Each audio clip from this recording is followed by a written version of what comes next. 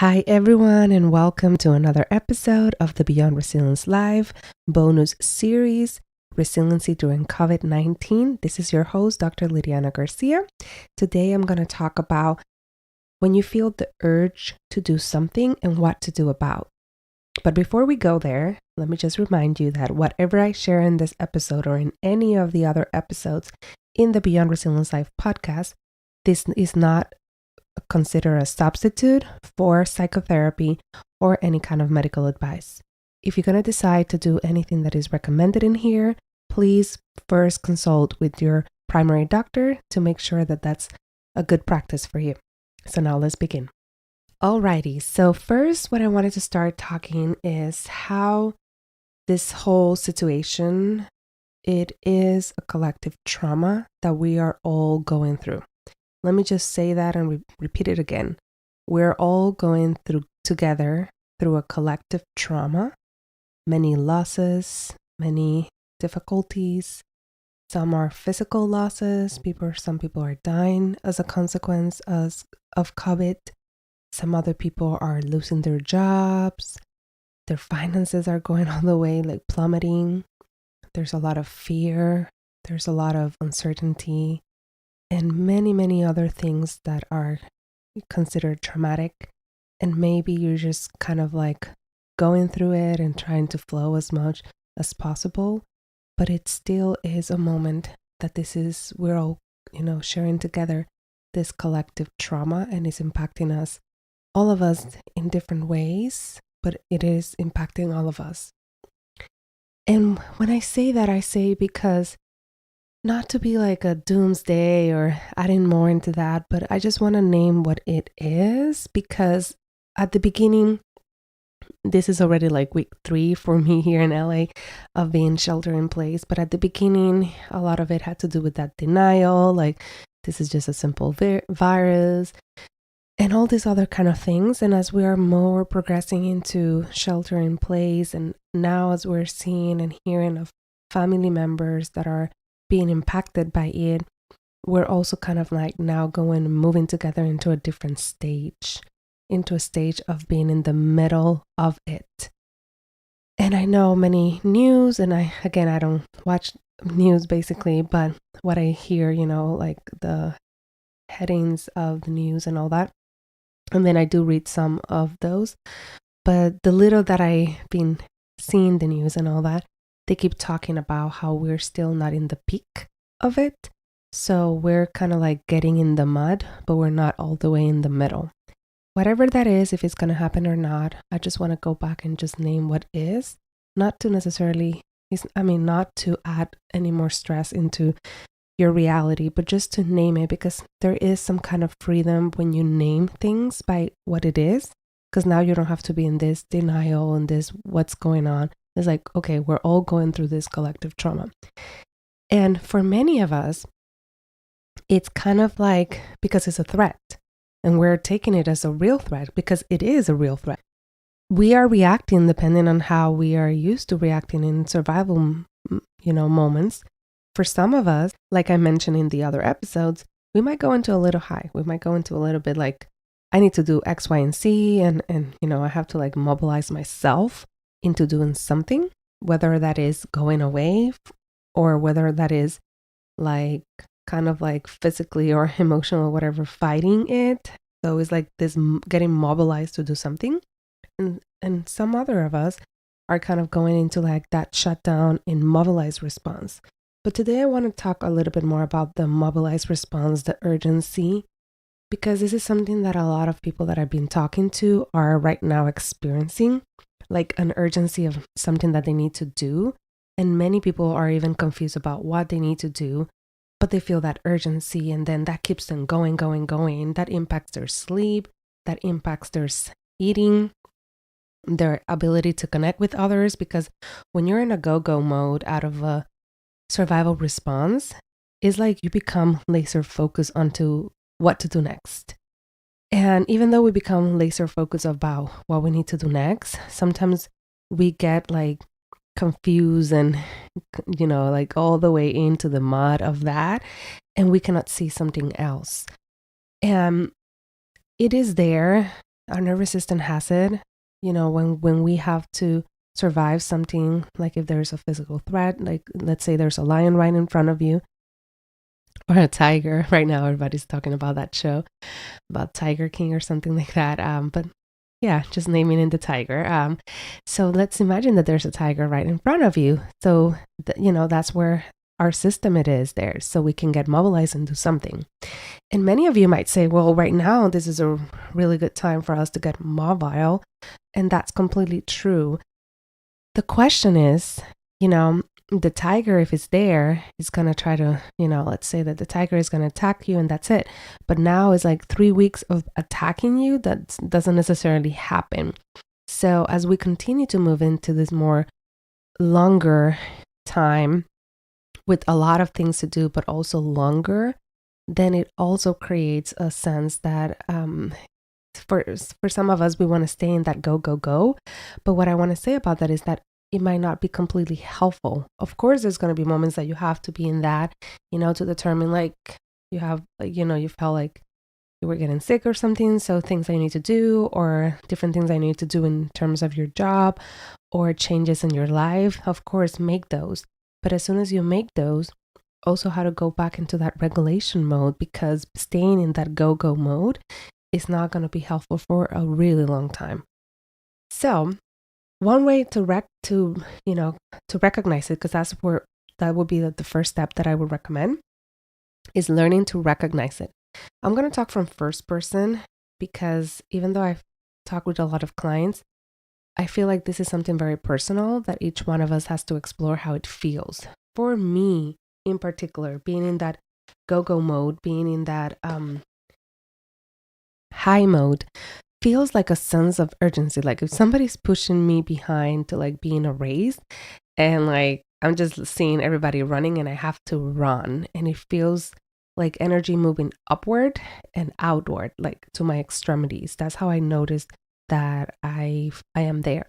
Something else that I noticed is like this urgency is like very intense. There's a difference from I want to go there to I need to go there. You have to go there right now. You have to, it's like that kind of urgency. And when I hear my inner thoughts kind of, going there, I know that I'm not necessarily regulated. So as I recognize it, the other step will be to orient yourself to the present. Like, are you in life-threatening situation at the moment when that urgency is happening? Are you or are you not? Is it something like you can I need to buy mask, I need to buy, gloves, I need to buy all this. If you can orient yourself, like in this moment right now, do I need this right now? And if the answer is no, then you can kind of do different things.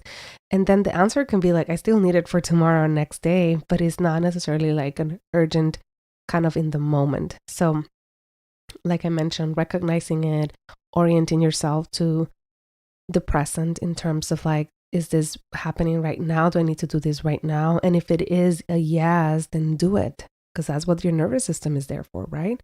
So the other thing is notice what you sense. I know I was mentioning my energy kind of moving upward and outward to my extremities, but for you to notice what it feels when you're in that mobilized response. And it could be physical sensations. It could be a combination of emotions, thoughts. It would be really good if you can kind of start having that inner reflection about how is that for you. And then after that, you can also assess the level of distress and your level of control. So for your level of distress, I know I've mentioned this in previous episodes, a simple rating from 0 to 10, 10 being the most in distress, can help you kind of, for you know what's your level and what's your threshold. So for some people it's 6, 7. Some people can have it higher in terms of level of control. And when I say level of control, is how in control you feel to still not be completely in an unregulated mode. I mean, dysregulated mode, but to still be able to do things. And that is very personal. And after you assess that, then you can take a course of action. And here is where this whole coping skills that the previous episodes had, and many, many other coping skills that you can engage. And it will depend on your level of distress. Maybe journaling is one that really helps you, but if you're like almost a 9 or 10 in level of distress, journaling in that moment might not be the best. Maybe in that moment you need something more physical, something more to snap you out, like the ice in your forearms or in your legs, something hot, something cold, something like that to snap you out of it, or something very physical like push-ups, like laying against the wall and like squatting, something like that. And again, it depends, and that's why you have to put them in practice, and you have to start noticing. And then after engaging in some kind of coping skill, when you notice that you're a little more calmer, when you notice that that sense of urgency, whatever you were feeling, it's kind of lower, then in general terms, that's when your brain is starting to kind of like come back all together and synchronize in terms of like being aligned of all your different areas. And that would be one of the good times to start exploring using now the power of our prefrontal cortex in terms of being able to problem solve, analyze things. This is the time to use it when you're already calmer. When you're in a heightened mode, further in that go mode, that might not be the best time to use it because all the focus is going to survival. So then let's go back in terms of like you being calmer. And this is a time that you can use our amazing skill of human being, which is problem solving. And I'm going to give you different steps that are easy for problem solving, because sometimes people go like, okay, problem solving, that sounds cool, but how do you do that?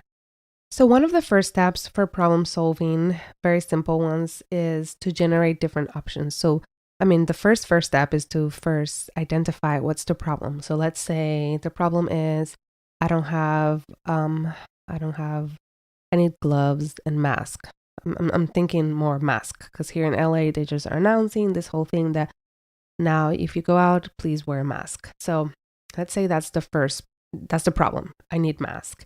And then you can generate different options. So over here is a time that you can generate, like, I would say at least 4 to 5 different options. And they can be kind of options that they're a little bit out there, but this is the moment to generate, because even if they're out there, and what I mean, it could be something like creating my own out of clothing or something, in just writing like that, because the more that you generate, the more you're giving different options and you're thinking about different ways that you can solve this problem, because we all know that there are a shortage of masks online, and technically they're trying to recommend to leave the N95s for the nurses and the doctors. So that's when you will create like at least 4 or 5 different options.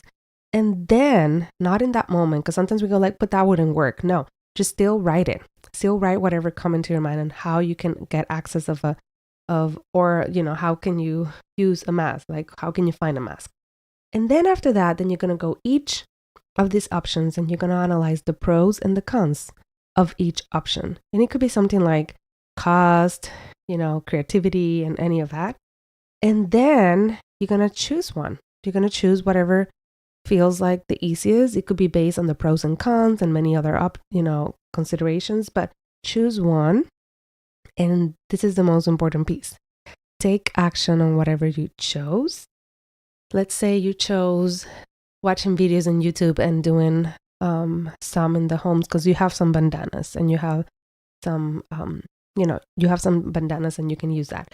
So take the action. Don't just leave it there. Take the action to find the bandanas, do it, put it and all that. And then you can feel how it feels and you can reassess whether that was a good option for you or you feel like it's not covering you correctly. And that way you can look at the other options or you can generate new options. But this is in general like the different steps of problem solving. And let me repeat it. Number 1, identify the problem. Number 2, generate different options. Number 3, analyze each option's pros and cons. Number 4, take an action on one of them. And number 5, reassess whether that solves the problem. And if it doesn't, then generate new or choose a different one that you already wrote down. So those are different kind of skills that I would definitely say could be helpful, because it's not to like be in the woo-hoo-hoo, everything is going to be fine mode. It's like we're being, in general, we're being faced with something that is somewhat of a threat. So how can we problem solve and move forward together? And this is so important, but it would always start, or at least how I see it, it would start with regulating yourself, because it's really hard to problem solve out of a survival mode because you're again only in survival. But after you regulate yourself, then generate different options so that way you can solve the problems that you're having at the moment, and that's how you can keep on going. And you can also put priority, what you need to solve now versus what can you solve tomorrow, later on today, or later on the week. So I hope this was helpful. And again, as you know, you can find me on Instagram. The handle's the Beyond Resilience Life, or dr.Lydiana Garcia. And also you can look at the show notes. It would have this information. Lastly, the other place that you can find me would be via email at info@thebeyondresilience life. I hope you stay safe, and I'll talk to you very soon. Bye-bye.